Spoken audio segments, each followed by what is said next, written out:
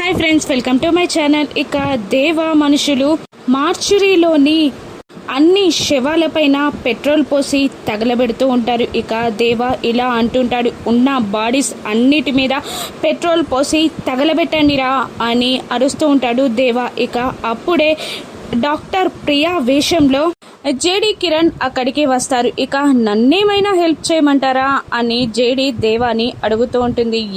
ఎవరే నువ్వు? ఇక్కడ చూసింది ఎవరితోనైనా చెప్పావంటే ఇక మీ ఇద్దరిని కూడా పెట్రోల్ పోసి తగలబెట్టేస్తాను అని దేవా జేడీకి వార్నింగ్ ఇస్తూ ఉండగా ఇక జేడీ ఇలా అంటుంటుంది కిరణ్తో, కిరణ్ ఎవరైనా వస్తే నాకు చెప్పు, ఆ లోపు వీళ్ళకి అగ్గిపెట్ట ఎలా వెలిగించాలా అని నేను క్లాస్ తీసుకుంటాను అని జేడి అంటూ ఉంటుంది. అని దేవా అరుస్తూ ఉంటాడు. ఇంతలోపు మార్చురీ ముందున్న త్రిపాఠి దగ్గరికి రాహుల్ అనే డాక్టర్ వస్తాడు.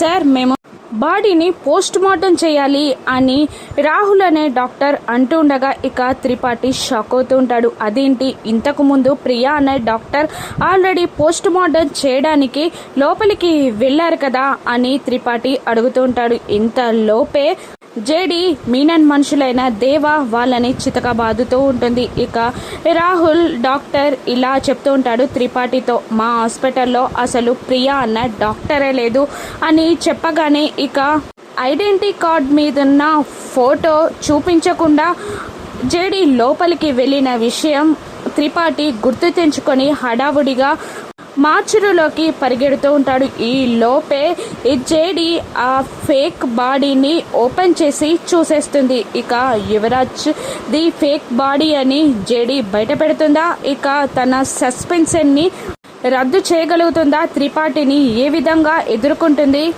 నిషి పాస్పోర్ట్ ఆఫీస్కి దాత్రి చేరగలదా? రాను నెక్సెస్లో చూద్దాం. Thank you for watching.